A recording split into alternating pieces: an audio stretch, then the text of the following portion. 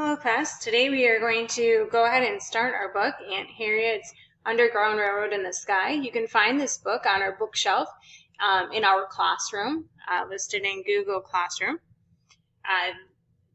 Our day one part of this book was to look at that biography about Harriet Tubman, so we got to see a little bit of background information about her and about who she was. So today we're going to begin the fantasy part of the book. You'll learn how the railroad actually operated, but at the same time there's that railroad in the sky that Harriet Tubman dreamed about when she was old. The two plots go along side by side, and you'll see what I mean when we begin. Just remember who the conductors were. They were the people who helped the escaped slaves as they made their way to freedom. So the fantasy part of the book is also organized in time order, and so I think it might be interesting to make a list of the conductors so you can see the stops or stations along our imaginary railroad. And then later, you're going to be asked to write a paragraph about one of the slave owners' unfair practices. So you'll be thinking about the reasons against it, and you'll have a chance to list your reasons there at the end. So be thinking of that as we read through. All right, let's go ahead and get started. You can just listen and follow along as I read, and I'll have some questions for you along the way as well.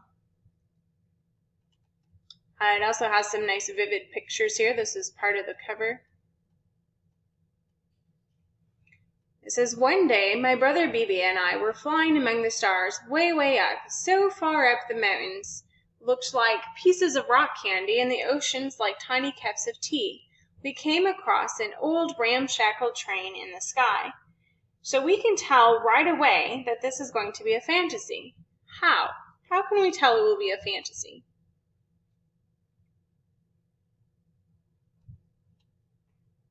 Here they are, flying through the air again. A tiny woman in a conductor's uniform appeared on the steps of the train and announced the schedule. "All aboard! All aboard!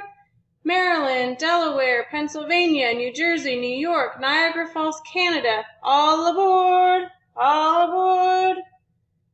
Hundreds of bedraggled men, women, and children filled the sky and boarded the dusty old wooden train. No one spoke. It was like watching a silent movie. "Come on, Cassie," Bibi said, running up on the train. "Let's take a ride." So why would the author compare this with a silent movie? Because it said it was like watching a silent movie. Why does the author compare it that way? There's a picture of the conductor. Who do you think that is?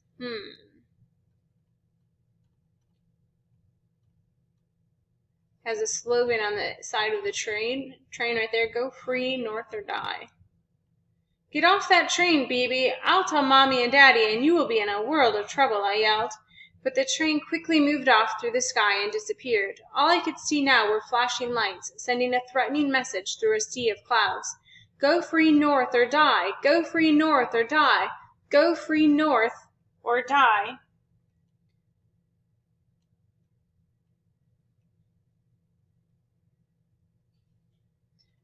"Bibi, come back! Mommy and Daddy will never forgive me for letting you go," I screamed. Then the woman conductor's voice came like a soft whisper in my ear. "Hello, Cassie. I'm Harriet Tubman. People call me Aunt Harriet because I take care of them. During slavery, I carried hundreds of men, women, and children to freedom on the Underground Railroad and never lost a passenger." What does Harriet really mean when she says she never lost a passenger? What does that mean?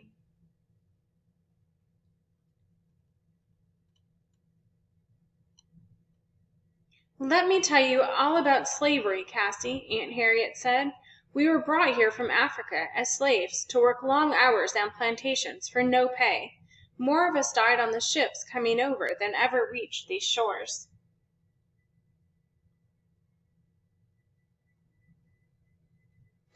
Here's a picture of a slave auction going on here. You can see the signs here in the background. There's also a reward here for Harriet Tubman. "If we tried to escape and were caught, we might have a foot cut off or get sold away from our families. And then we never saw our families and friends again." So that's really hard to believe that such things could have happened in our country. We've really come a long way since those days. So tell me, why do you think that the master would sometimes cut off a runaway slave's foot? Why would they cut off a slave's foot if they were trying to run away? It's like there's a wedding, some kind of a wedding going on, and I see a broom. A legal or church marriage was not allowed, so instead a man and woman would jump the broom. What do you think it means to jump the broom? Think about the context of that sentence. Let me read it again. A legal or church marriage was not allowed, so instead a man and woman would jump the broom. Okay, so really what they're talking about is that was a custom, and it was the best they could do to show that they intended to be married. The actual custom of broomstick marriages dates back to Europe in the 18th century. The phrase refers to marriages of doubtful validity, so it means, well, they're not real sure that they're actually married. It was against the law for a slave to learn to read or write. Why do you think that slave owners did not want their slaves to learn to read? Why do you think slave owners did not want their slaves to learn to read?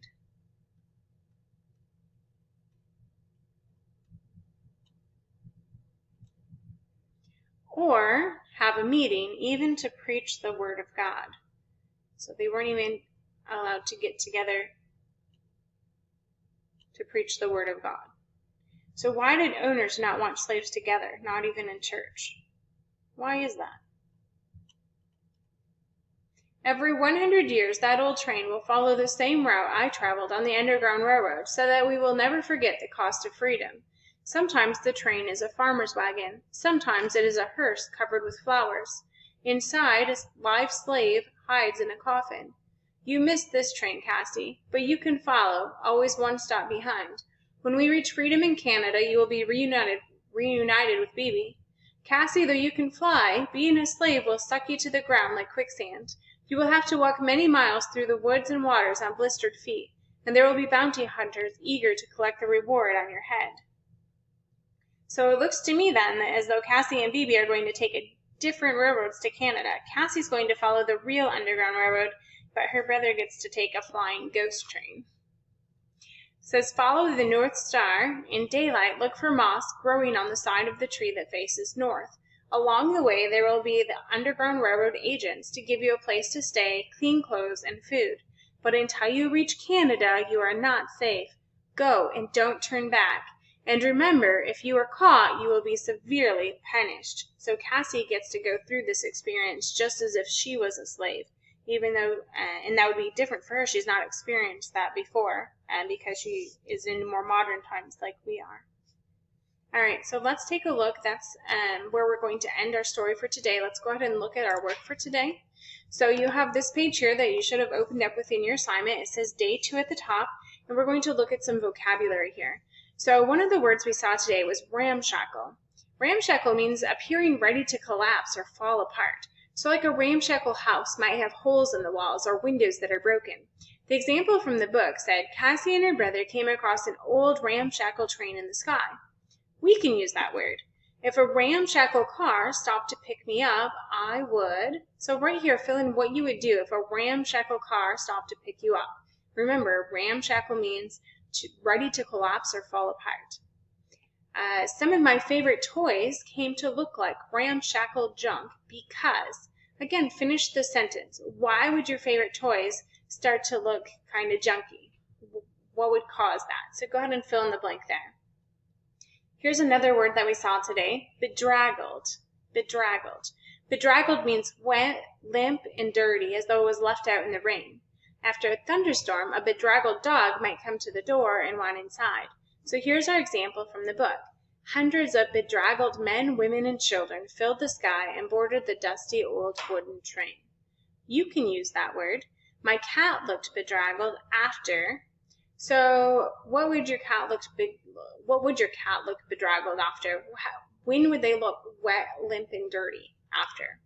Okay, and here's another way that you can use it. I looked bedraggled because. So what would be a reason why you would look wet, limp, and dirty? Go ahead and fill both of those in with your ideas. Okay, our second part of this is to expand this sentence. So we're going to expand this sentence by changing the verb. So this says, people call me Aunt Harriet because I take care of them. we're going to change the verbs call and take care so that the sentence reads as though she were dreaming about her future. So when we're talking about the future, we're going to say things like, they will do something, right? So let's change that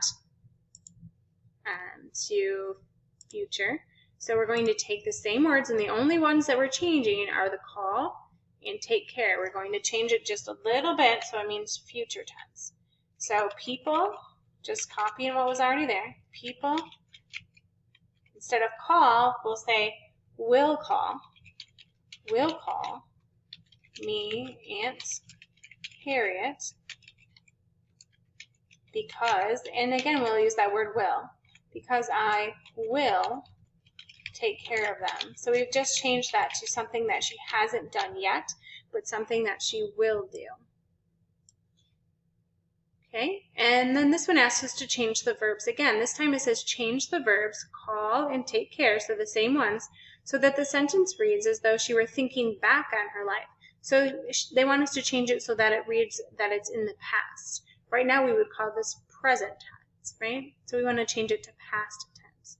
So again, I'm going to take that same wording, people, and here's where I need to change my first part, call. So instead of call, I'll change it to past tense, called, with an ed on the end. So called me Aunt Harriet because I, instead of saying take care, I can say because I took care. That means I already did that, right? Because I took care of them. So we've managed to take both of those sentences and change the verbs on there to make one of them future tense and the other one past tense. Okay, and then we do have one more piece of this today.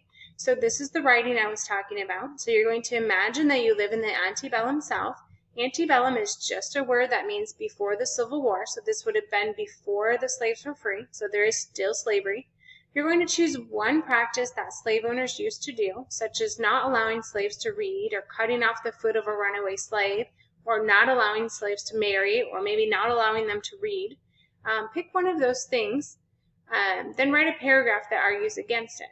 How could you convince a slave owner to stop the practice? Give your reasons and your evidence. You might need to be creative. So you're going to be, in this paragraph, you're going to write a paragraph to convince a slave owner to stop doing one of these things. You get to choose which one you want to argue against. So you're going to pick which one. So you might say something like, slave owners need to stop whatever it is that they're doing. And then you would put something like, they need to stop this because, or one reason, or one good reason to stop doing this is because, right? So you're going to have some arguments to go with that. Once you have this piece finished, you will be able to turn this in and you'll be done with this for today.